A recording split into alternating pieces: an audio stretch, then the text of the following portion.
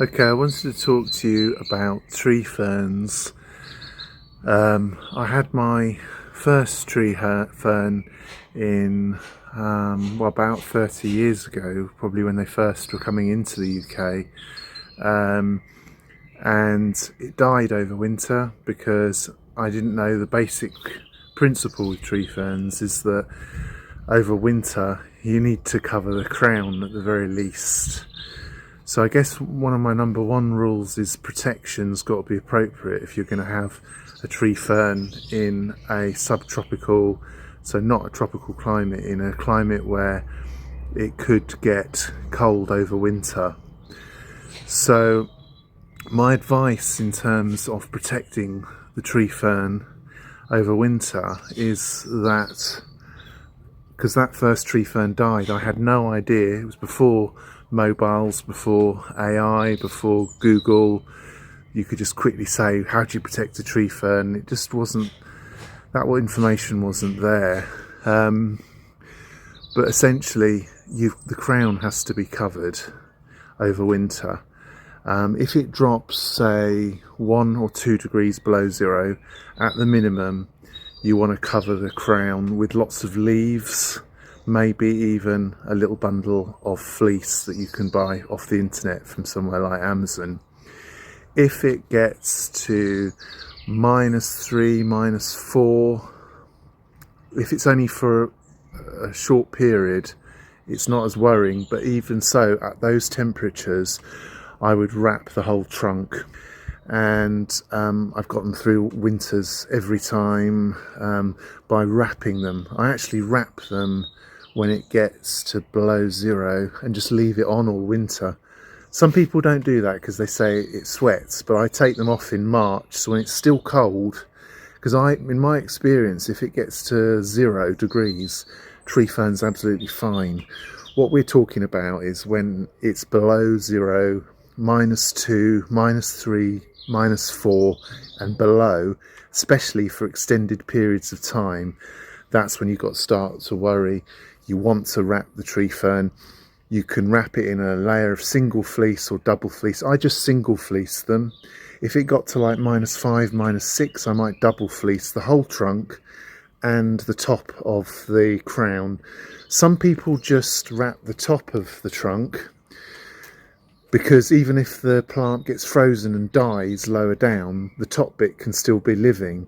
But I want the tree fern to have access to the full root system.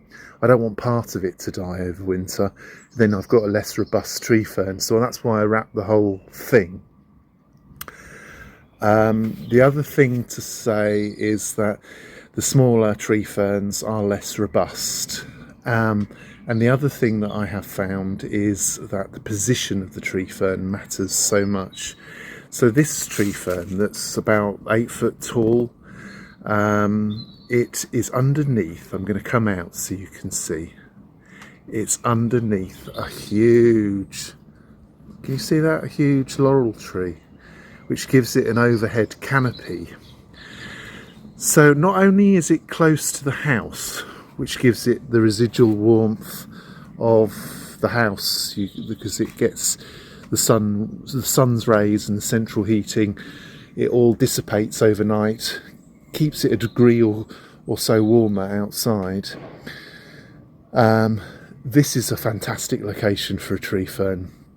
I can show you a location where I had a tree fern that died, and I'll do that now.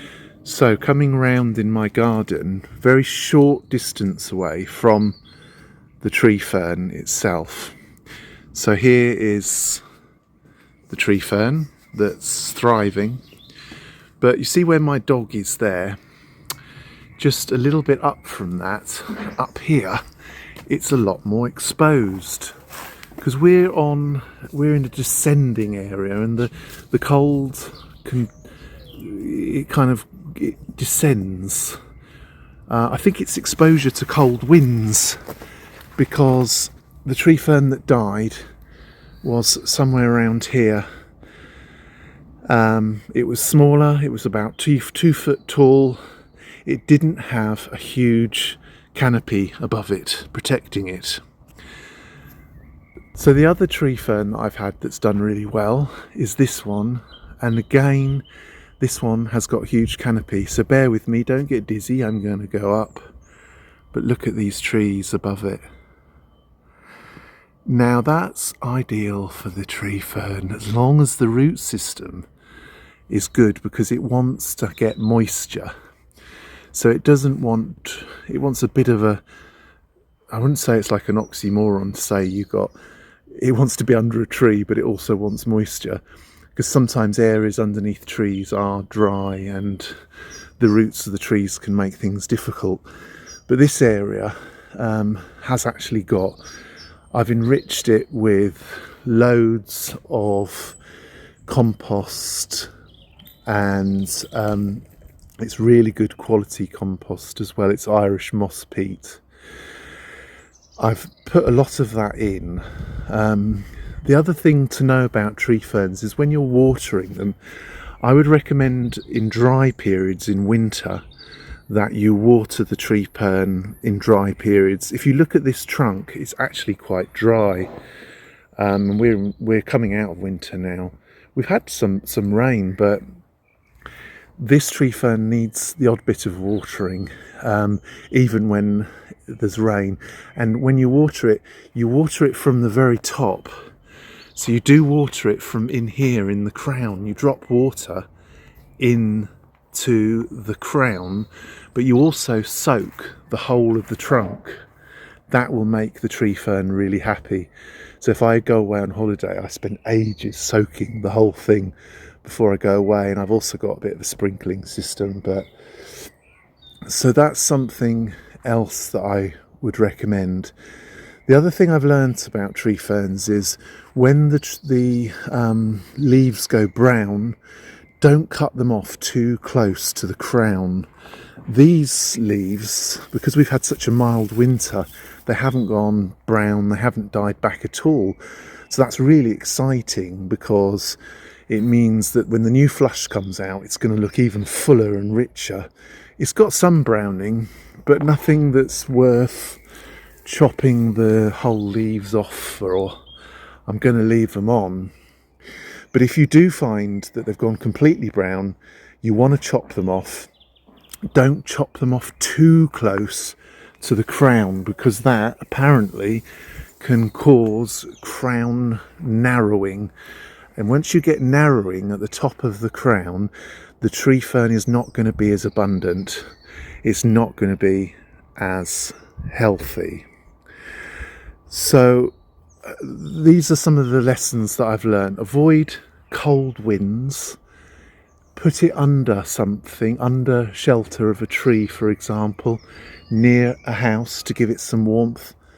You can grow it in cold places like Leeds, which is the north of England. I'm not in London, I'm not in southeast. It grows very well. In terms of feeding, I know lots of people try different things with their tree ferns. You can buy different products. Now I actually just put a handful of Miracle Grow pellets in the base of the tree fern. I don't know whether that's supposed to be a bad thing, but my tree ferns are flourishing. Sometimes people say if you use certain chemicals there can be some salt in them, which is not bad, which is bad for them.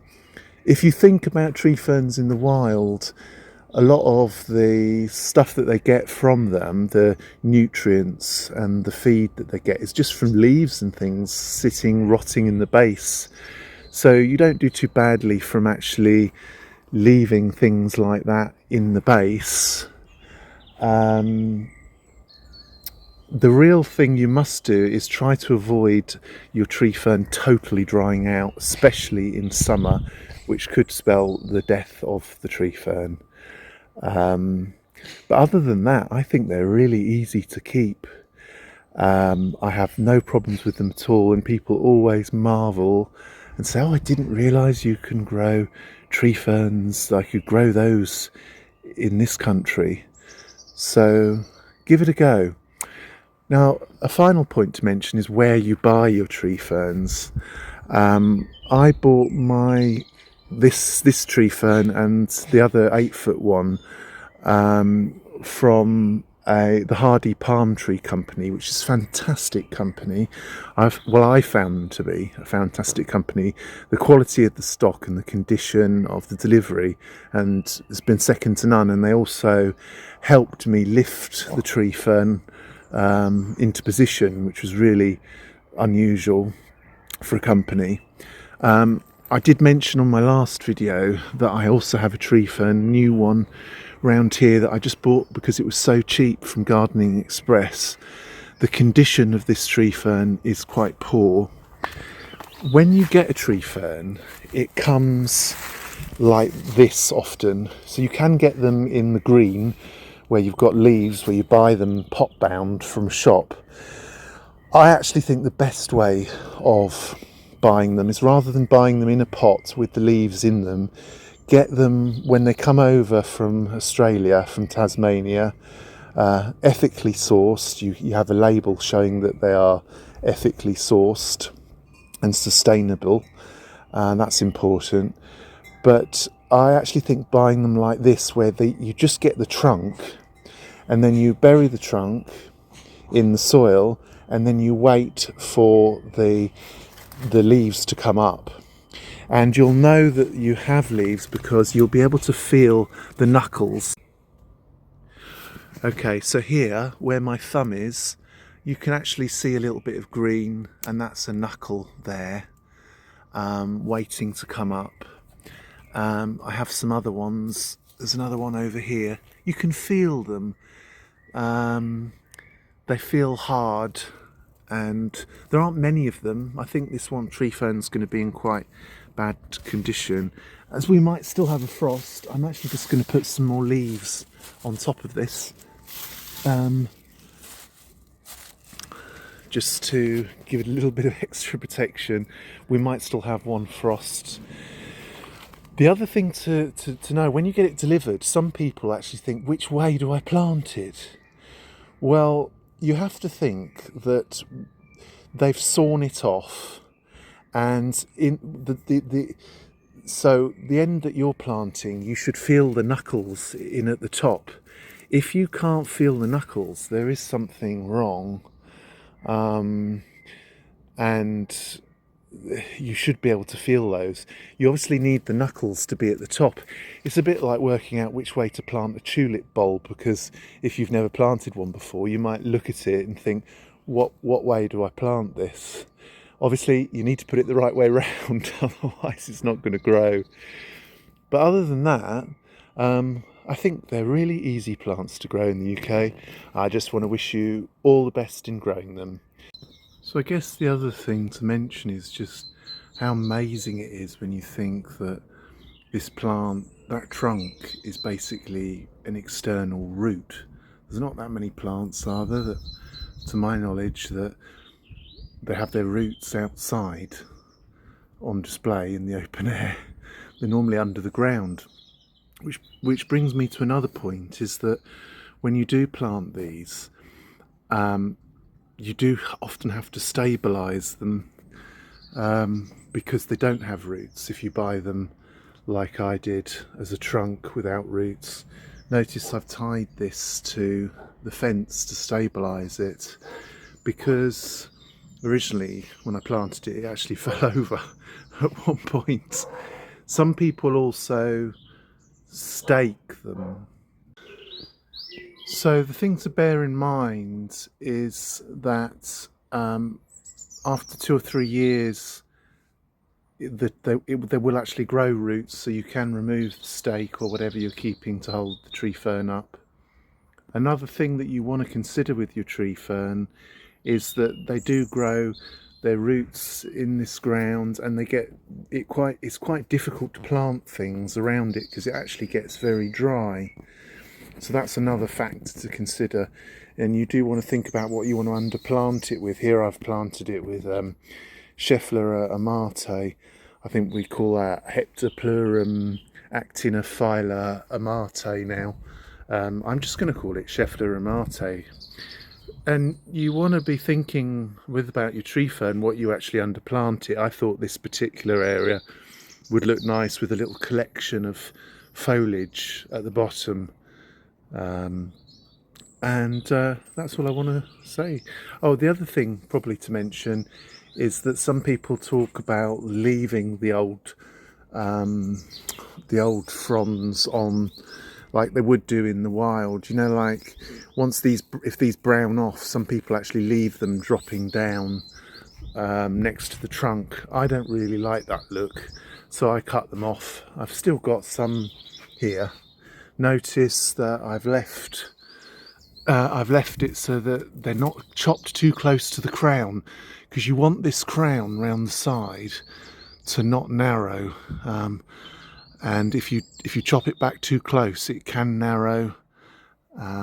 So that's quite important, as this tree fern's about 8 foot, so I don't want to weaken it. It's very important to me, and they grow about, well, up to about 2.5 inches a year. So if you're looking at something like this, 8 feet, what's that in new money? Well, about 2.2 meters at a guess. That's probably a very old tree fern. I don't know, I'm guessing, I'd have to do the maths, 50 years old, something like that, 50 years plus. Anyway, good luck with your planting and with your growing. Thanks for now, bye.